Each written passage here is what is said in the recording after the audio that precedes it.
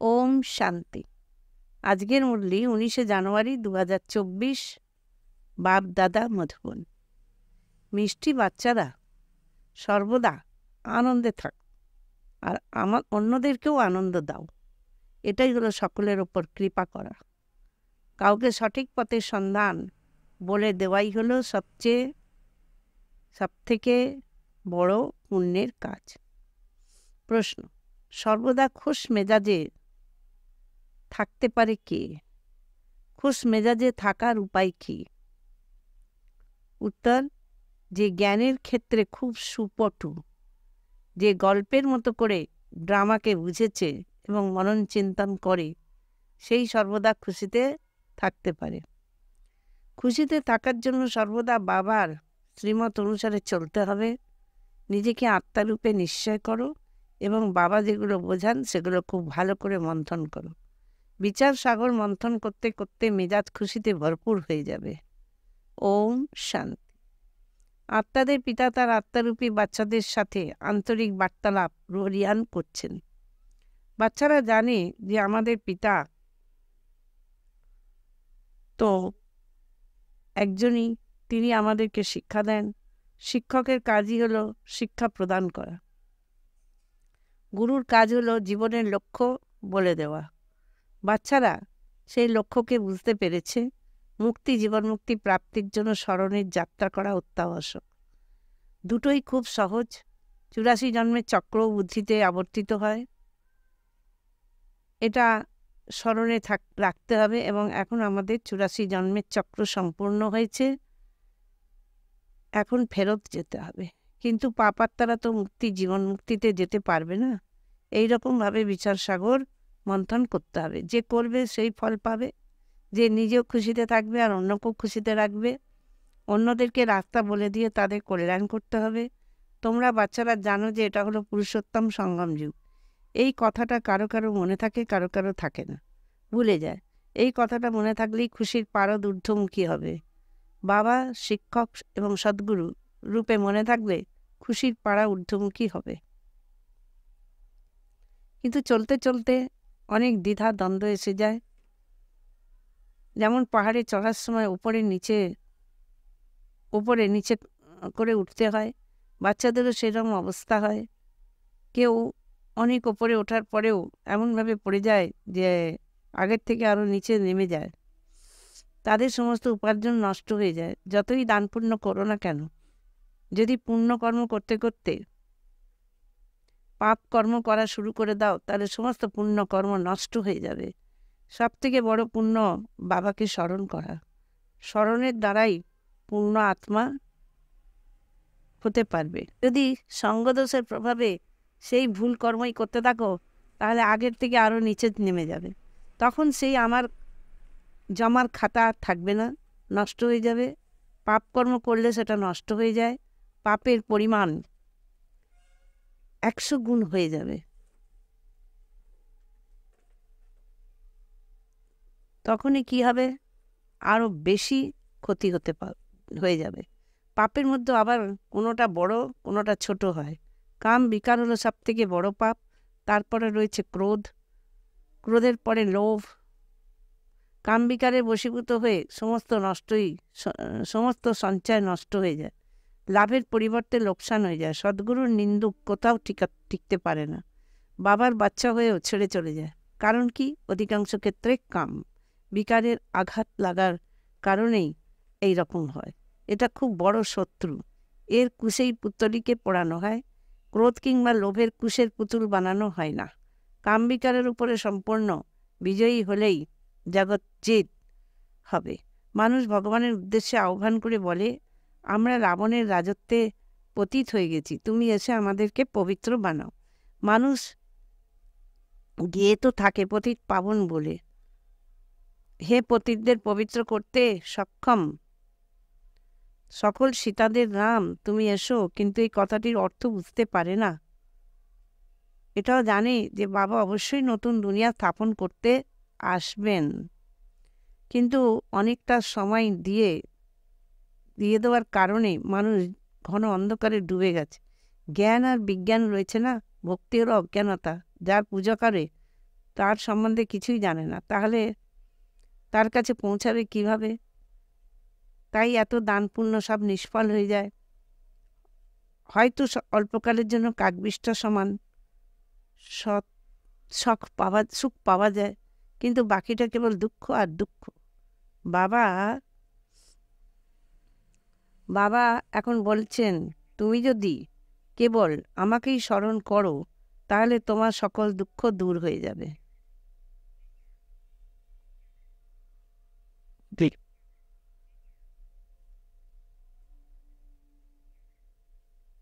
কেবল বাবা বলছেন যে তাই চেক করতে হবে যে আমি কতটা বাবাকে স্মরণ করি, যাতে পুরাতন হিসাব সমাপ্ত হয়ে নতুন হিসাব জমা হবে।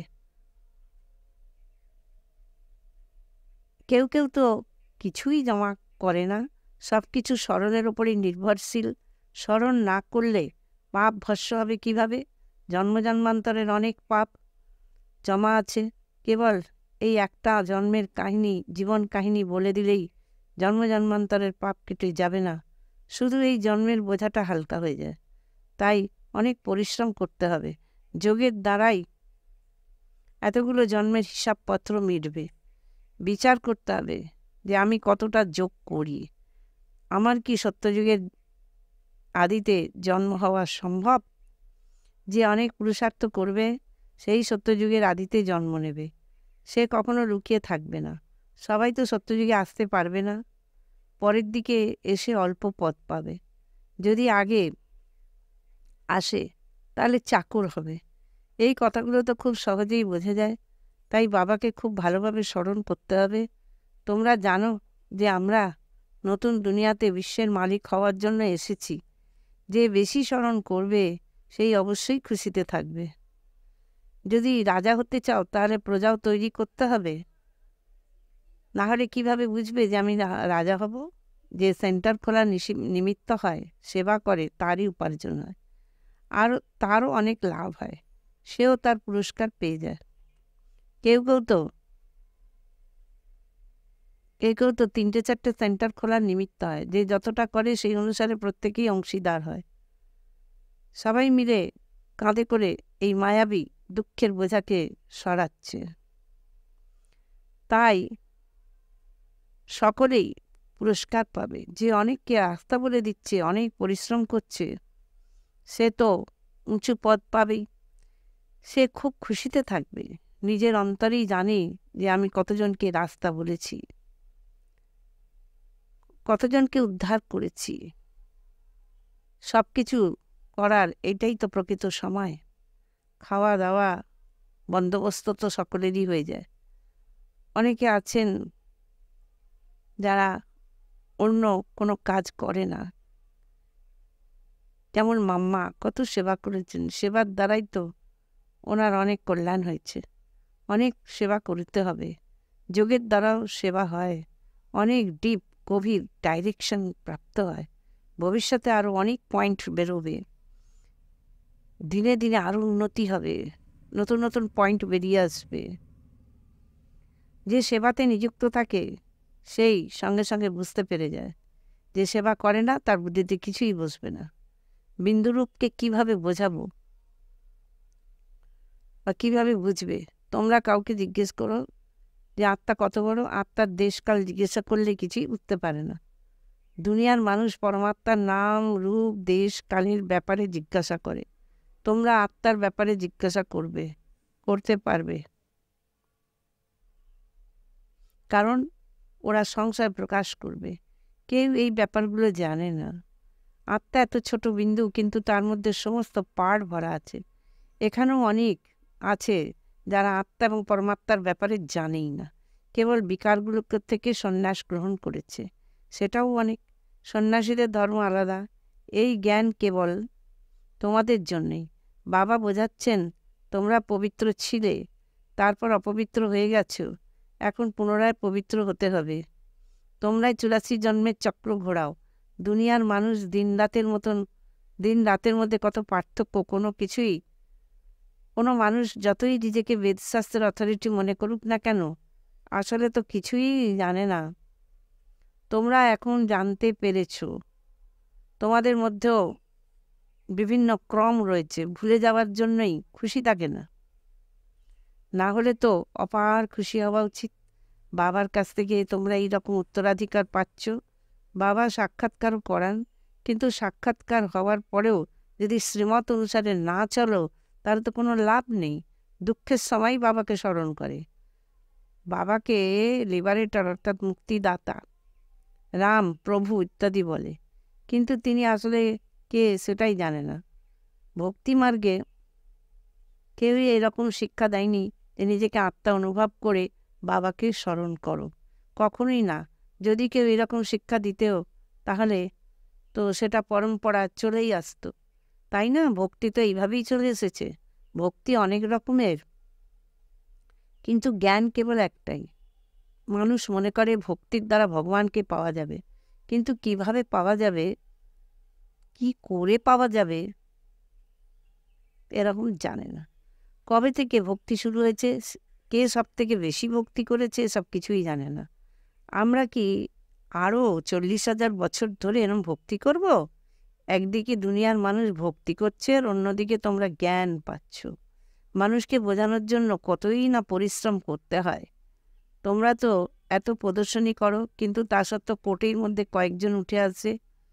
কতজনকে নিজের মতন বানিয়ে নিয়ে এসেছ? কতজন প্রকৃত ব্রাহ্মণ রয়েছে সেই হিসাব এখনো করা সম্ভব নয়।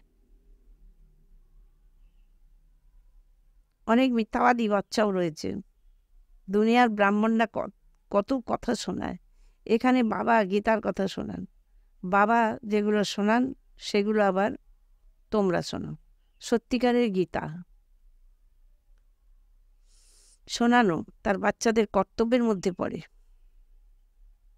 সকল ধর্মের নিজ নিজ শাস্ত্র আছে।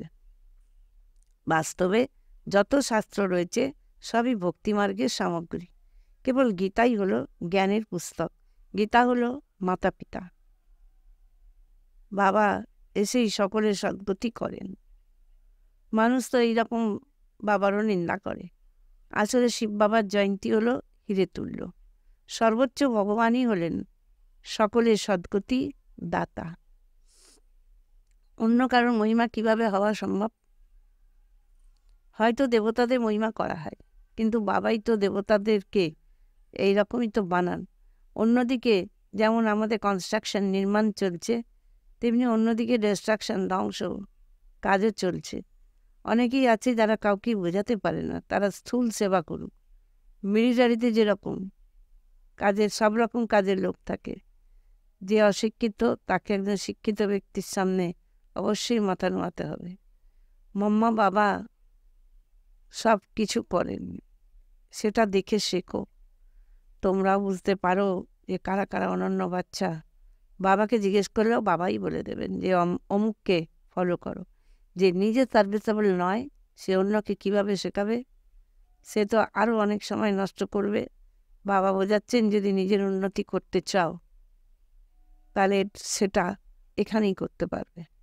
বাবা কিভাবে 84 জন্ম বা আমরা কিভাবে 84 জন্ম নিয়েছি তার ছবি তো রাখাই রয়েছে।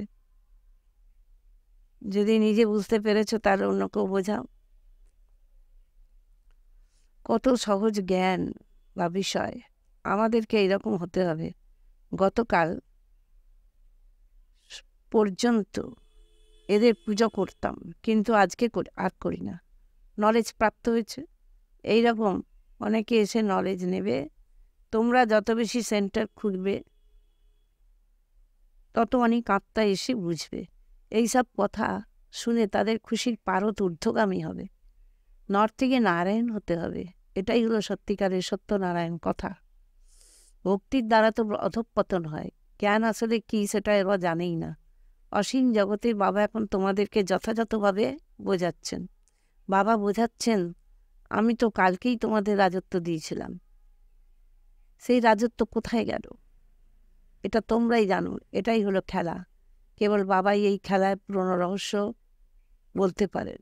আমরা বলি বাবা তুমি ওই ড্রামার মধ্যে আবদ্ধ, তোমাকে তো এই পতিত দুনিয়া পতিত শরীরে আসতেই হবে।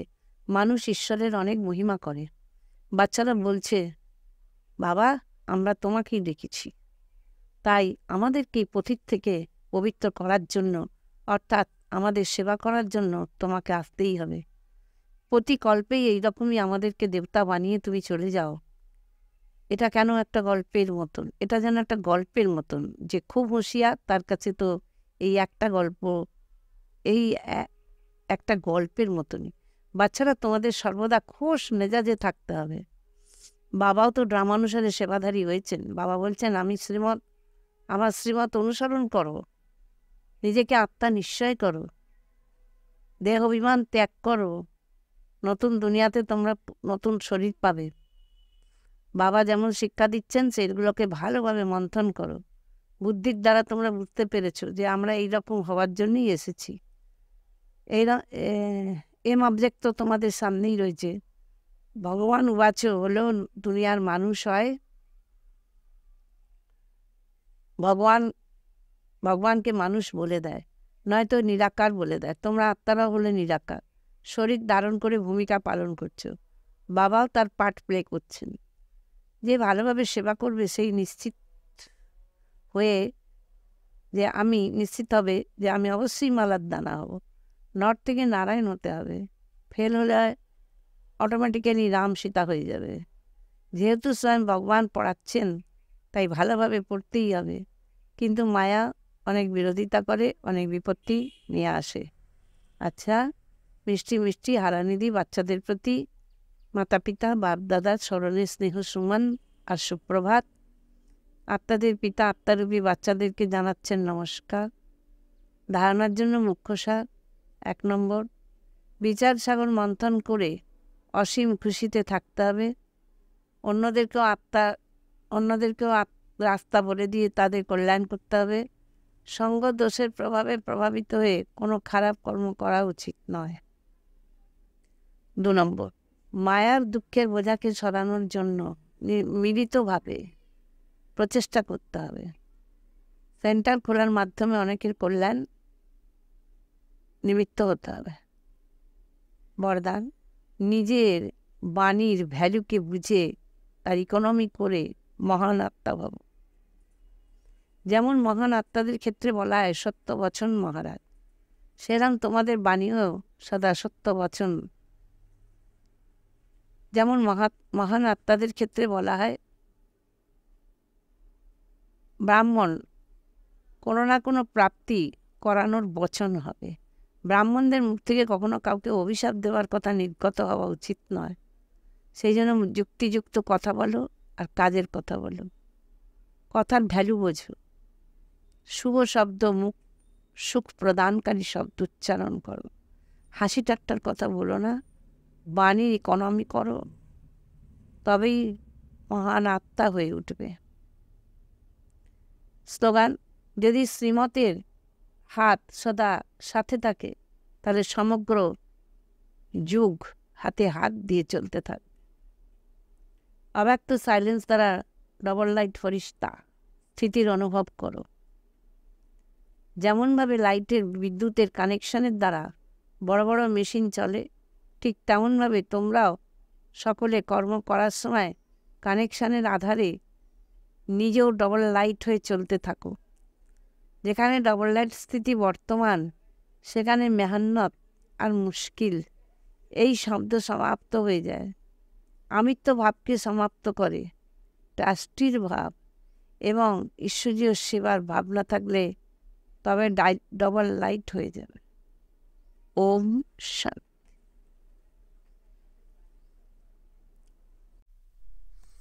আজকের শ্রীমত 59 নম্বর, ভোজনের সময় একে অপরকে বাবা স্মরণ করাতে হবে।